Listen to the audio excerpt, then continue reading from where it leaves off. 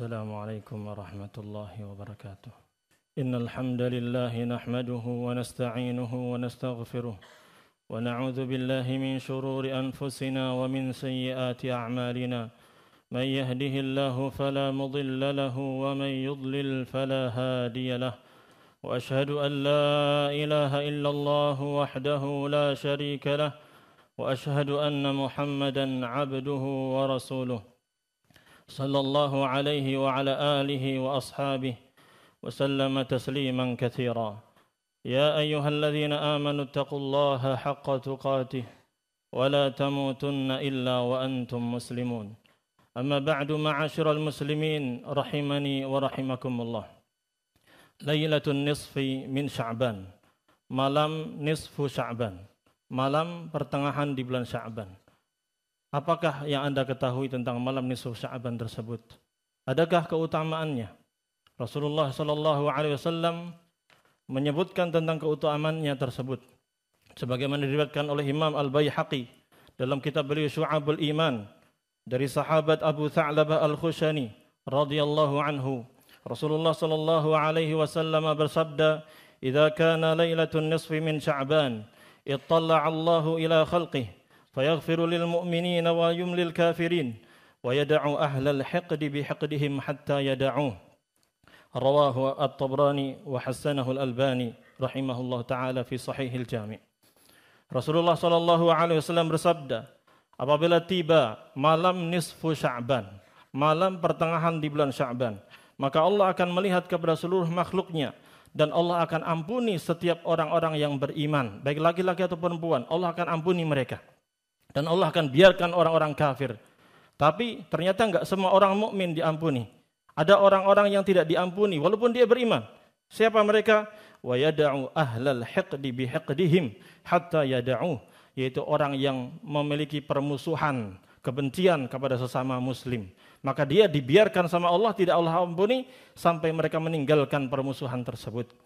Di dalam riwayat yang lain dari Abu Musa Al-Asy'ari radhiyallahu anhu, Rasulullah sallallahu alaihi wasallam bersabda, "Inna Allah la yattali'u fi lailatin nisfi min Sya'ban, fayaghfiru li jami'i khalqihi illa li musyrikin aw musyahin."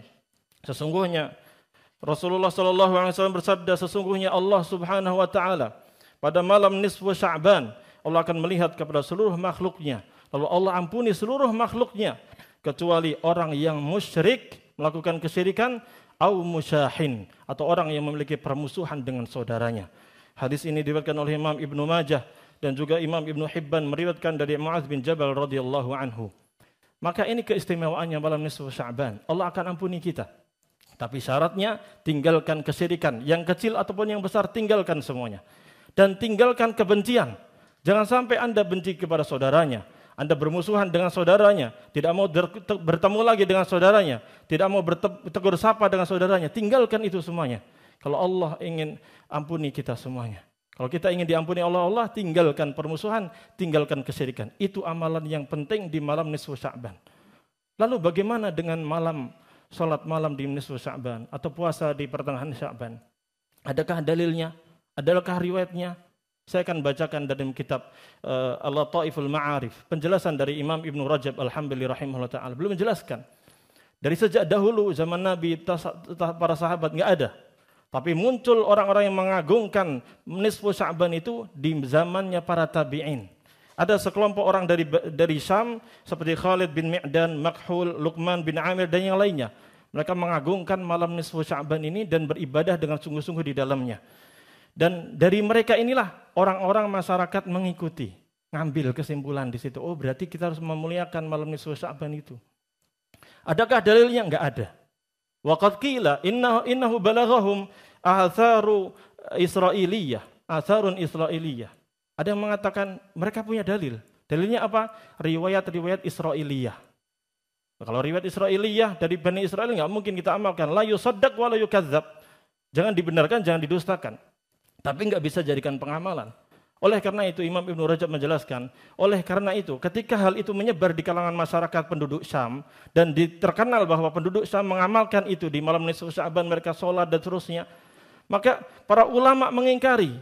Beliau mengatakan wa ankara dzalika aktsaru ulama'il Hijaz. mayoritas ulama Hijaz, Mekah dan Madinah mengingkari perbuatan tersebut.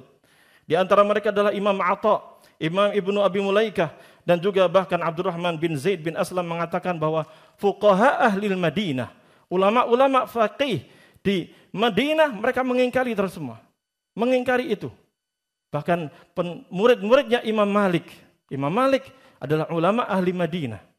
Maka mereka mengingkari hal tersebut dan mereka sepakat mengatakan hadhihi bid'ah. Ini adalah perbuatan bid'ah. Jadi yang mengatakan bid'ah siapa? Ulama sejak dahulu. Bukan kita ustaz yang terakhir ini, tidak. Kami hanya menukil, menyampaikan dari mereka. Ya.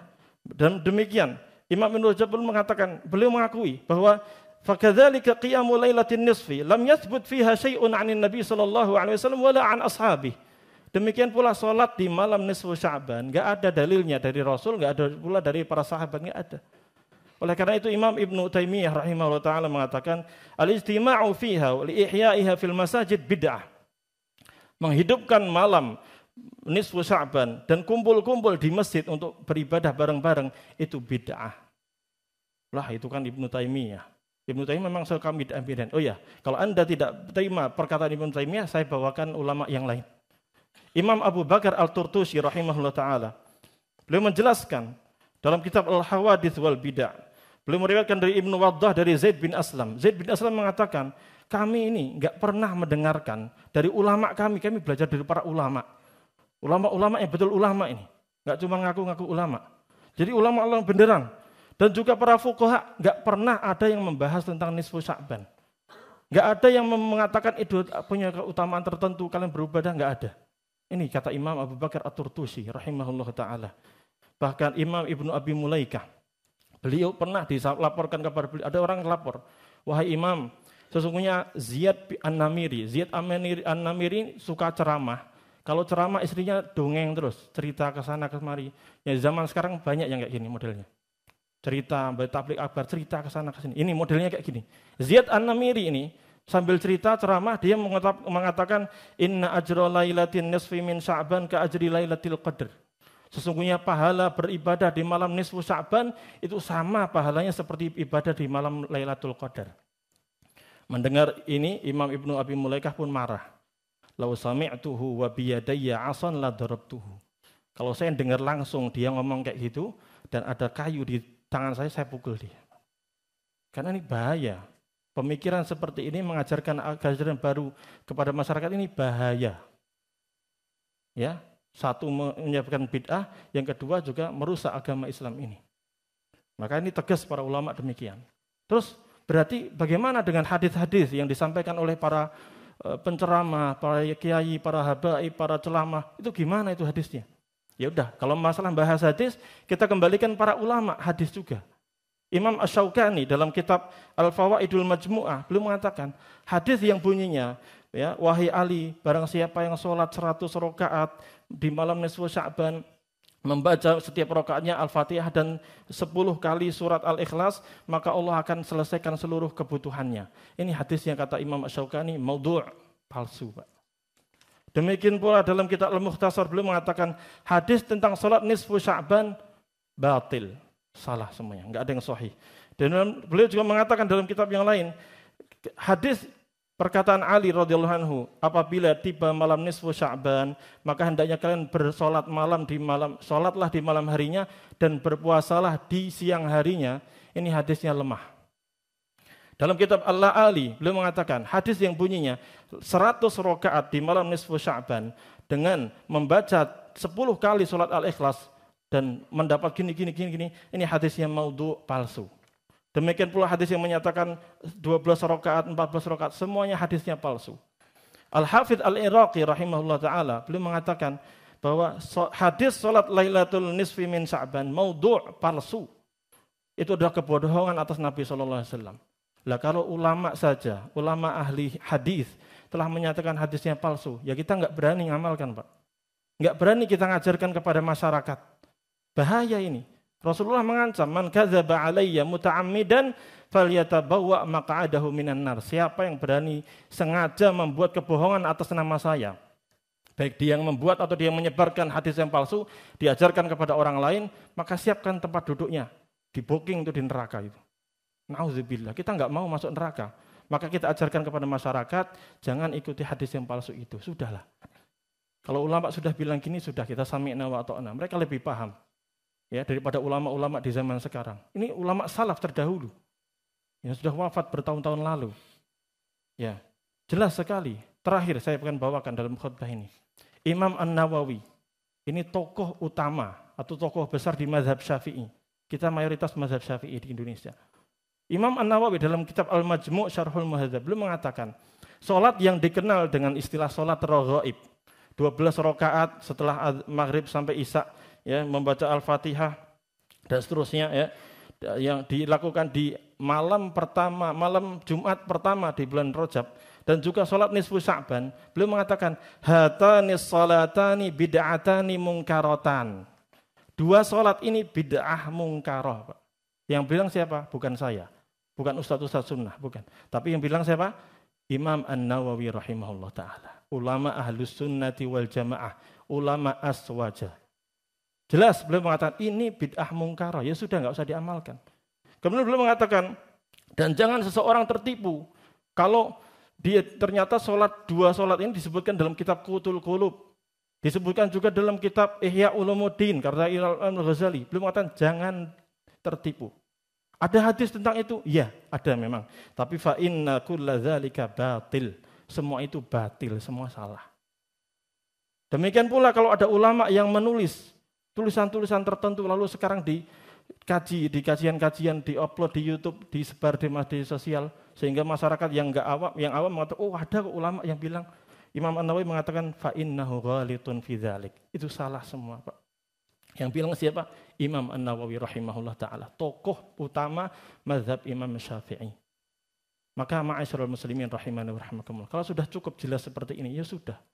Kita ikuti aja sunnah yang ada, amalkan yang ada, tinggalkan bid'ah ini. Ngapain kita ngamalin yang sesuatu yang tidak ada syariatnya?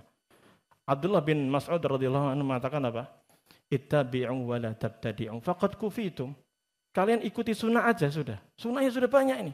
Wala tabtadi'u, enggak usah ikuti bid'ah-bid'ah yang ada. Udah enggak ada dalilnya, enggak dapat pahala. Capek doang antum. Apalagi kalau donaturnya udah berjuta-juta bayar penceramahnya gini-gini, sudah enggak dapat pahala, sia-sia. Ya. Faqad kufitum, sudah kalian sudah dicukupkan dengan sunnah yang ada. Kullu bid'atin dhalalah. Setiap bid'ah adalah sesat, sudah. Dan sebenarnya cukup bagi kita orang Islam itu. Allah sudah berfirman, al-yauma akmaltu lakum dinakum. Hari ini sudah saya sempurnakan agama kalian. Sudah. Di zaman Nabi sudah sempurna, enggak ada yang tambah-tambahan, sudah selesai. Cukup. Rasulullah SAW bersabda, man amila amalan laisa alaihi amruna fahuwa raddun. Siapa yang beramal suatu amalan, enggak ada perintahnya dari kami, ya sudah tertolak. Enggak bakal Allah terima. Ya, saya kira jelas sekali ya.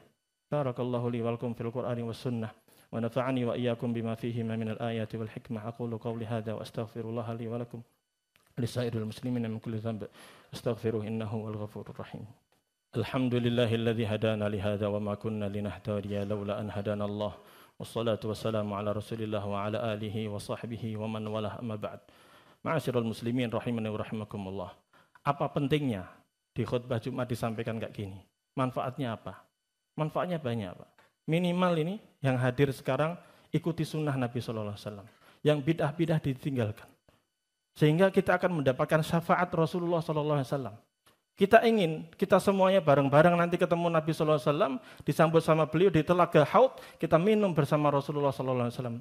Itu hanya dipakai, hanya didapatkan oleh orang-orang ahlus sunnah yang mengikuti sunnah Nabi SAW.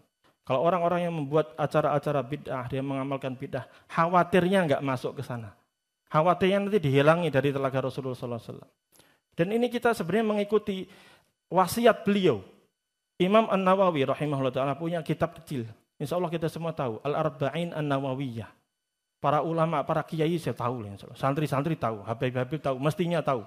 Kalau mengaku mazhab Syafi'i mestinya tahu dia. Hadis ini. Ya, di kitab Al-Arba'in An-Nawawiyah. Beliau mengatakan Al-Haditsus Samin wal Ishrun. Hadis yang ke-28.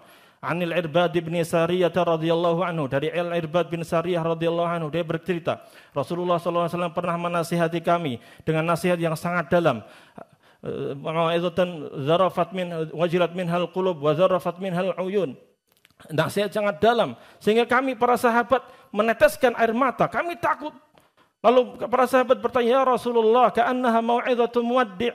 Ya Rasulullah, seolah-olah ini nasihat terakhir. Anda seolah-olah ingin meninggalkan kami ya Rasulullah.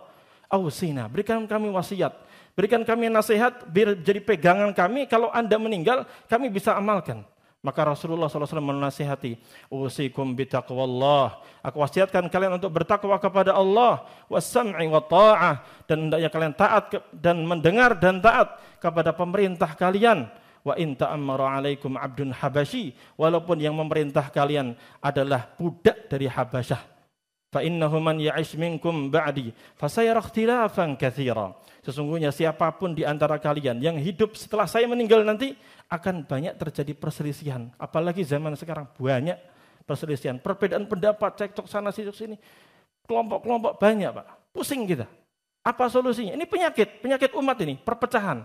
Solusinya apa? Fa'alaikum bisunnati wa sunnatil khulafa'ir rasyidin al-mahdiyyin. Tamassaku biha wa 'addu 'alaiha bin nawajid. Hendaknya kalian pegang teguh sunnahku.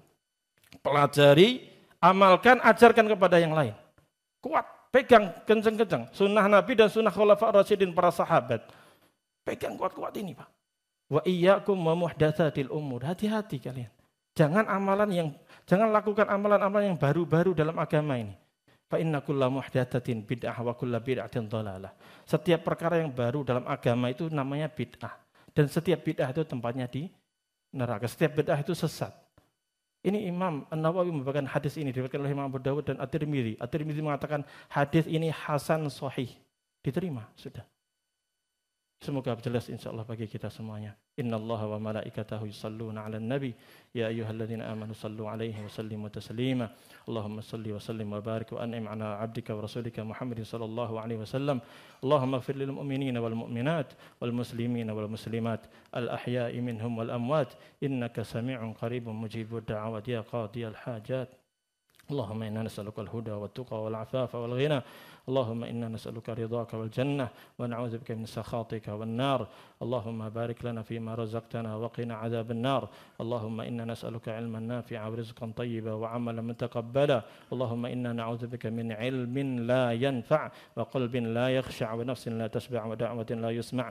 Allahumma ati nufusana taqwaha wa zakkiha anta khairu man zakkaha anta waliyuha wa maulaha. Rabbana atina fid dunya hasanah wa fil akhirati hasanah wa qina 'adzaban nar. Wa sallallahu wa sallim ala nabiyyina Muhammadin wa ala alihi wa sahbihi ajma'in.